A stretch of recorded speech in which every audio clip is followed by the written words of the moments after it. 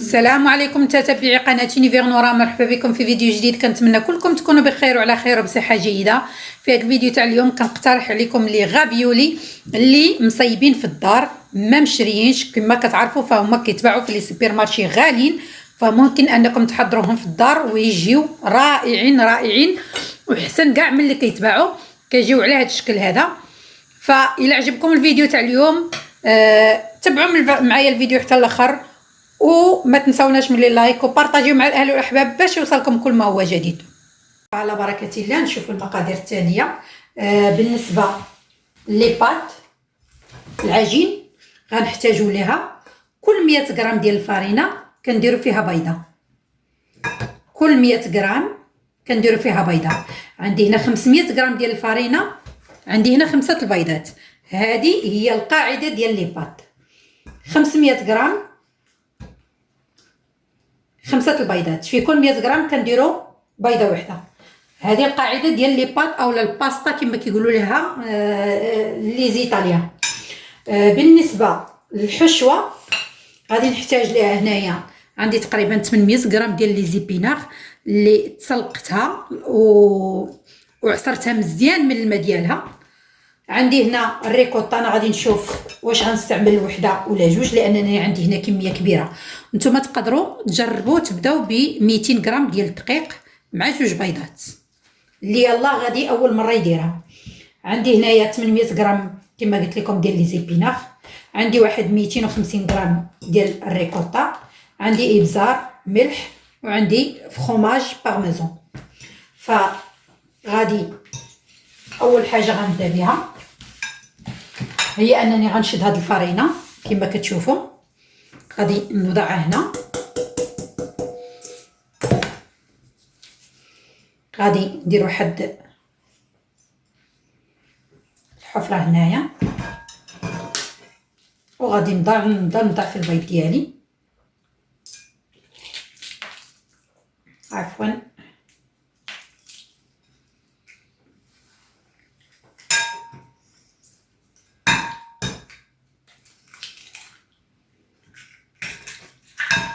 هنا في هذا البيض على حسب البيض جاكم هي العجينه قد ما كانت قاصحه قد ما كانت احسن.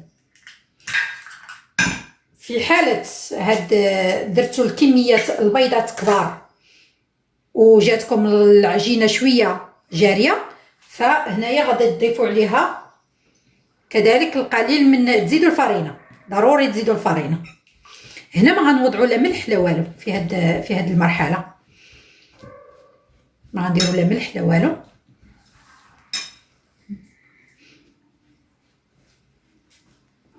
كما شفتم صافي غنجمع العجين ديالي.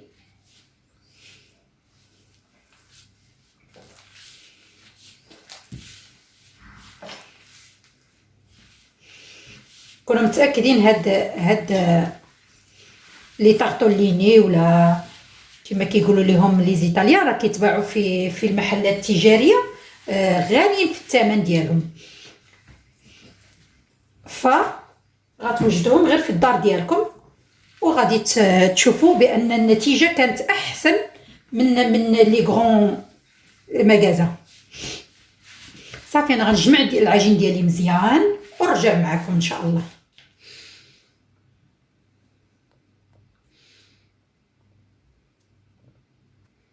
صافي هنايا راني جمعت العجين، غادي نديرها في واحد البلاستيك الغذائي وغادي نخليها ترتاح بما وجدت ان شاء الله الحشو اللي غادي نحشي بهم هاد لي طارطولين. هنايا غادي ناخذ واحد المقلاة غنوضع فيها هاد لي زيبيناغ، غنوضع معهم تقريبا غير شويه تاع الزيت غير باش نشحر هاد لي زيبيناغ مع شويه ديال الملح والبزار باش يعطيونا واحد المذاق اللي هو زوين. واخا حنا راه غادي نزيدوا عليها البارميزون راه كيعطي واحد المذاق زوين مع الريكوتا. هنايا غادي نضع شويه ديال الملح. لي بات كما شفتوا راه ما وضعتش فيها، مي هنا غادي نوضع فيها. علاش ما كنوضعش في لي بات؟ حيت لي بات غادي نسلقوها بالملح، فضروري ديك الساعه غادي تدير لينا. صافي غنشحر شويه هاد لي زيبيناغ وانا معكم.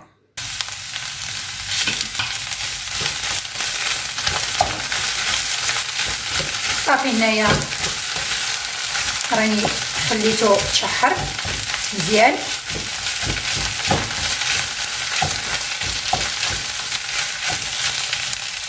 صافي هنا من بعد ما تسنيت عليه 10 دقائق حتى تشحر ليا مزيان غنطفي عليه وغتشوفوا معايا بقيه المراحل. فهنايا من بعد ما خليت هاد لي زيبيناغ تشحروا لي واحد شويه غادي نجيب هنايا واحد الروبو اللي غنطحنهم فيه.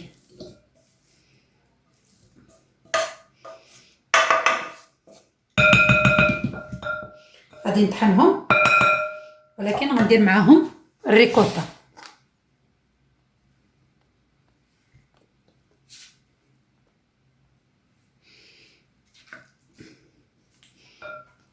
نقدر نخلي واحد شويه ونطحن البقيه.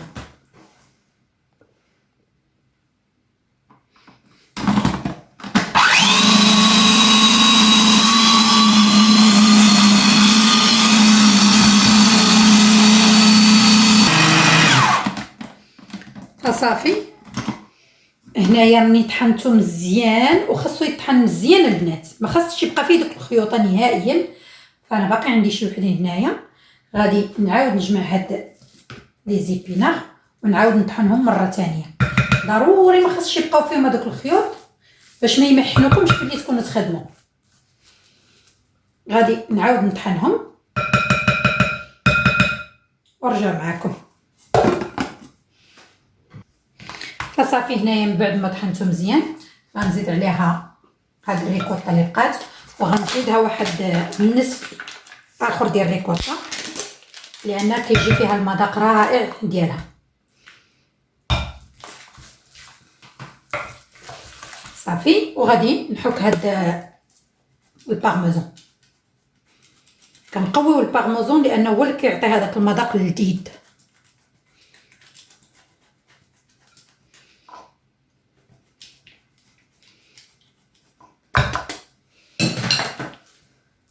صافي غادي نحرك الخليط مزيان حتى يتمزج ليا الخليط ونرجع معكم.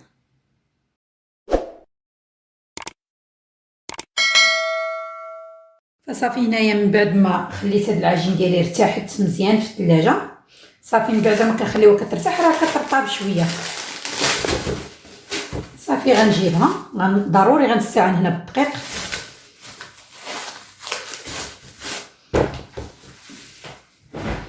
غادي نجيب واحد القطاعه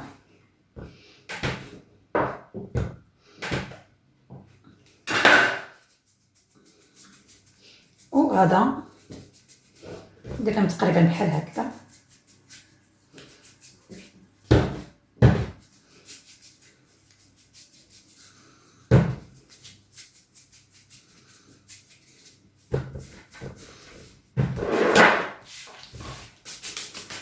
غنجيب واحد المفلق ديالي وهنايا غنسرح العجين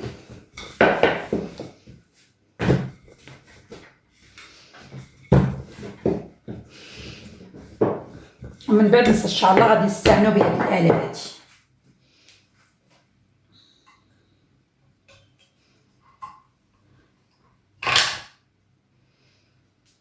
كنبداو بالنمره واحد وكنخرجوا العجين.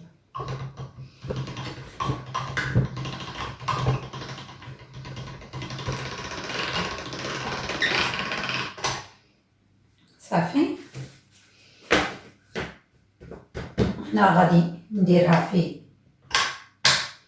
3 نعاودو ثاني نخرجوا العجين ولكن دائما كنستعنوا بالدقيق.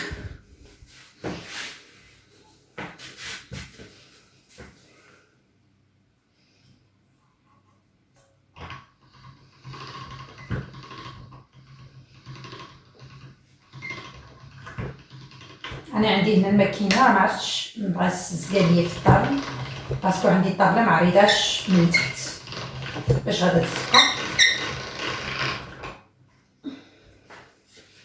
فانا غادي نبقى نرققها حتى نرققها على اخر رقم، لان خص هاد العجينه تكون رقيقه تماما.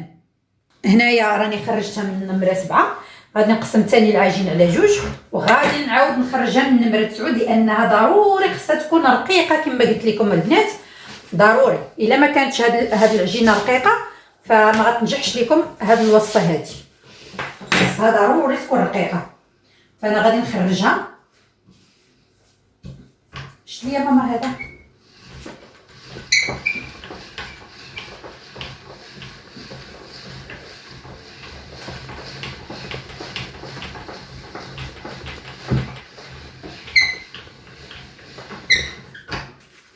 هنا غتشوفوا بانها هاد العجينه ولات رقيقه ورقيقه بزاف. ها نتوما الا درتي ديه هنا كتبان لكم، شفتوا؟ خصها تكون على هاد الشكل هذا. صافي انا غادي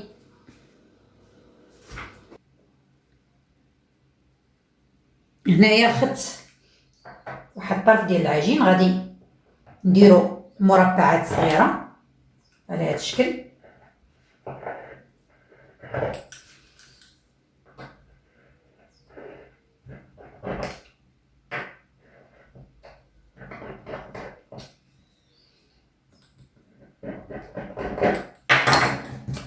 غادي نجيب هذاك لي زيبيناغ، غادي ندير كل وحده غادي ندير فيها واحد شويه.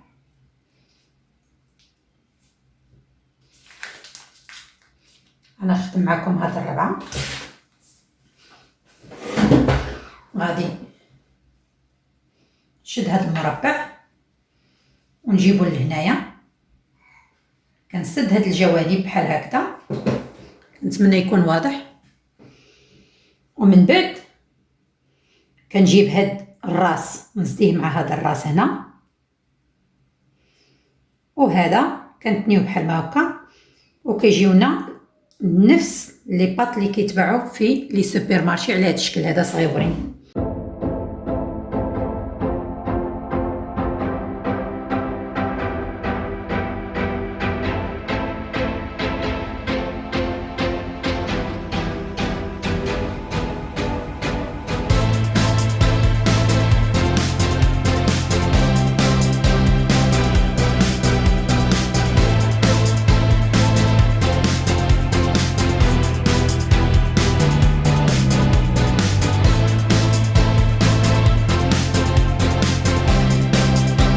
هنايا من بعد ما ساليت هاد لي طاغطو ليني بالايطاليه سميتهم بالفرنسيه لي غافيولي.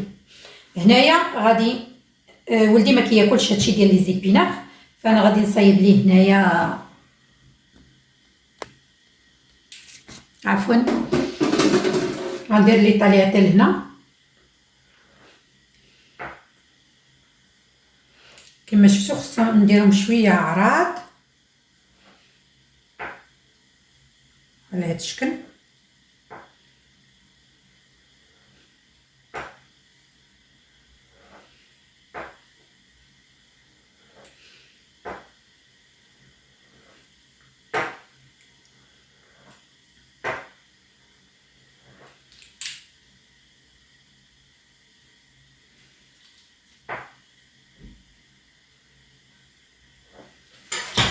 صافي كيجيو على هذا الشكل هذا كما شفتوا. ها نتوما صافي انا غنستمر على هذه الطريقه، ودابا غنشوفوا طريقه الطهي ان شاء الله. اما طاب ليا الماء ودرت فيه شويه ديال الملح، غادي نبدا نجيب من هذوك لي باط اللي درت، وغادي نبدا نحط فيه الماء بحال هكا. هنايا راه ما غيطلبش ليا بزاف ديال الوقت باش يطيبوا ليا هكذا.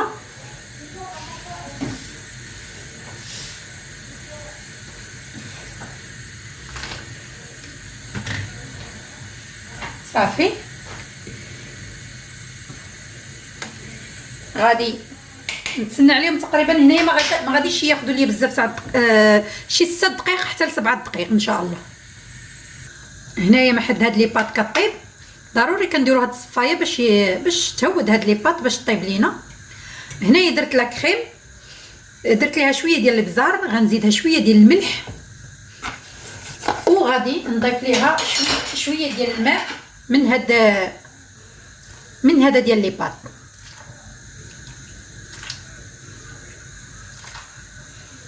وغادي نضيف ليها البارميزون، هذاك الفرماج ديال البارميزون غادي نضيفو لها.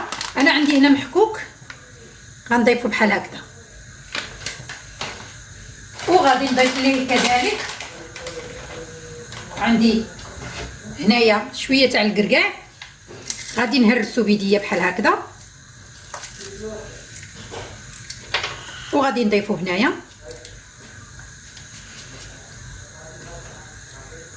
مع نهارها طابت صافي. دابا غادي نبدا نهز ونضع في هاد لاكريم هادي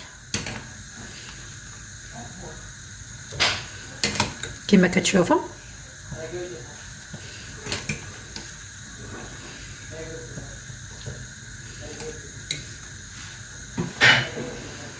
كتجي رائعه البنات هادي، راه كتجي رائعه بالخصوص هادي تاع الدار.